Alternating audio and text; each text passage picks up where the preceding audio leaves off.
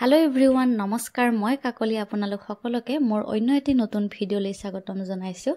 আশা কৰো সকলোৱে ভালে আছে, কুশলে আছে। কৰবাত ফুৰিবলৈ যোৱাৰ আগতে ঠাইখিনিৰ বিষয়ে আমি ভালকৈ জানিব লাগে, তাৰ পিছতহে আমি আহিব লাগে, নহলে বহুত সমস্যাৰ সন্মুখীন হ'ব লগা হয়। এই কথাখিনি মই কিহৰ কাৰণে ক'লো আপোনালোকে ভিডিঅ'টি শেষলৈ চাই থাকিলে সকলোখিনি কথাই গম পাব। এতিয়া ৰাতিপুৱা বাজিছে প্ৰায় 7টা। আমি হোটেলত ৰুমৰ পৰা ওলাই আহিছো।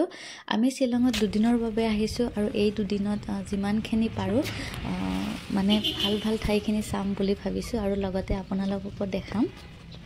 বলা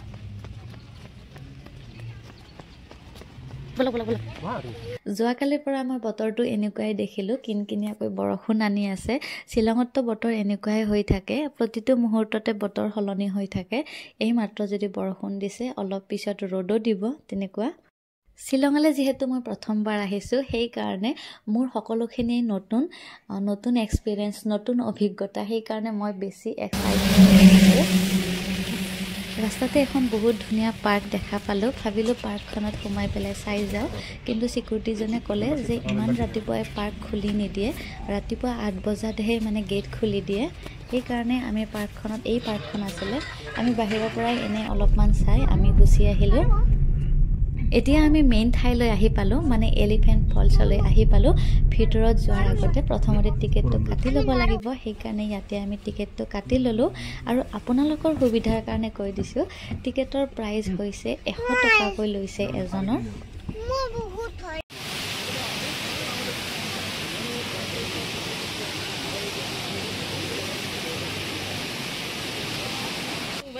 পানীৰ শব্দ আমি বহুত দূৰৰ পৰাই শুনা পাইছো, কিন্তু ঠাই চোৱাৰ আগতে কিবা এটা খাই ল'ব লাগিব, কাৰণ ৰাতিপুৱাই ওলাই আহিছো, আমি একো খোৱা নাই, হোটেলত ইমান ৰাতিপুৱাই নবনাই, সেইকাৰণে আমি খাব সোমালো। মানে পাৰ্কখনৰ ভিতৰতে খোৱা বস্তুৰ পৰাই লোৱা বস্তুৰ পৰাই গোটেইখিনিয়ে পাব। ইয়াতে কিন্তু বস্তুবিলাকৰ দাম বহুত বেছি। এই মেগীখিনিৰ দাম হৈছে 60 টকা, চাহ কাপৰ দাম হৈছে 30 টকা, মানে বহুতেই বেছি। ইয়াতে এনেকৈ বেগৰ দোকানবিলাক আছে আৰু বহুত কিবা কিবি আছে, কিন্তু এইবিলাক চোৱাৰ আগতে আমি এলিফেণ্ট ফলছৰ মেইন ঠাইখিনিলৈ যাওঁ।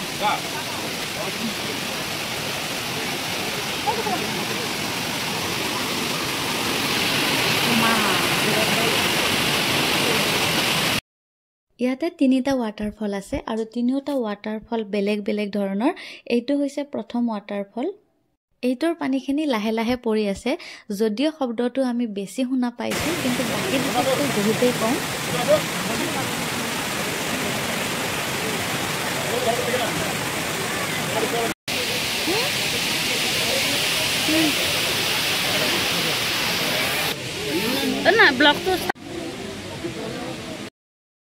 এতিয়া আমি যাম দ্বিতীয়টো ৱাটাৰফল চাবলৈ। আপোনালোকে মোৰ লগত জইন হৈ থাকক, মই আপোনালোকক এলিফেণ্ট ফলছৰ বহুত ধুনীয়া ধুনীয়া দৃশ্য দেখাম। গছ-গছনিৰে ভৰি থকা ঠাই যদিও ভাল পাওঁ, যদি ঠাইখিনি চেপন বা সুৰংগ টাইপৰ হয়, তেতিয়া কিন্তু মই বহুত ভয় খাই যাওঁ। কিন্তু এই ঠাইখিনি তেনেকুৱা একো নহয়, মানে খুবেই ধুনীয়া ঠাই। কিন্তু আপোনালোকে ইয়ালৈ আহিলে ৰেইনকোট লৈ আহিব, কাৰণ ইয়াত বৰষুণ দিয়ে থাকে আৰু বহুত পিছল।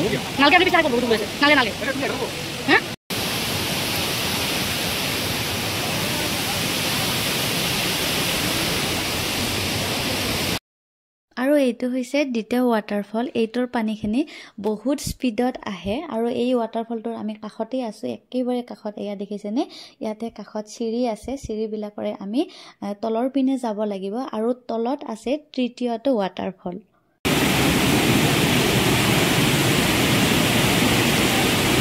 এই চিৰিকেইটা নামি গ'লে আমি তৃতীয় ৱাটাৰফলটো পাম, কিন্তু তৃতীয় ৱাটাৰফলটোত বৰষুণ দি আছে। মানে আমি একেইখিনি ঠাইতে আছো, কিন্তু কোনোবা এঠাইত বৰষুণ দি আছে, কোনোবা এঠাইত দিয়া নাই, তেনেকুৱা। ৰেইনকোট পিন্ধি আহিলে কোনো টেনশ্যন নাই, ধুনীয়াকৈ ৰেইনকোট পিন্ধি আপুনি বিন্দাছ ঘূৰি ফুৰিব পাৰে, তেনেকুৱা আৰু। কিন্তু আমি ছোৱালী মানুহ, আমিনো ক'ত আৰু ৰেইনকোট পিন্ধি এনেকৈ ঘূৰি ফুৰিম, সেইকাৰণে আমি এনেকৈ আহিছো। আৰু এইটো হৈছে শেষৰটো ৱাটাৰফল, মানে 3 নম্বৰ ৱাটাৰফল। এইটোত আমি বহুত ফটো উঠিলো, ভিডিঅ' বনালো। চ' গাইজ, ভিডিঅ'টি কেনেকুৱা লাগিছে কমেণ্ট কৰি জনাবলৈ নাপাহৰিব।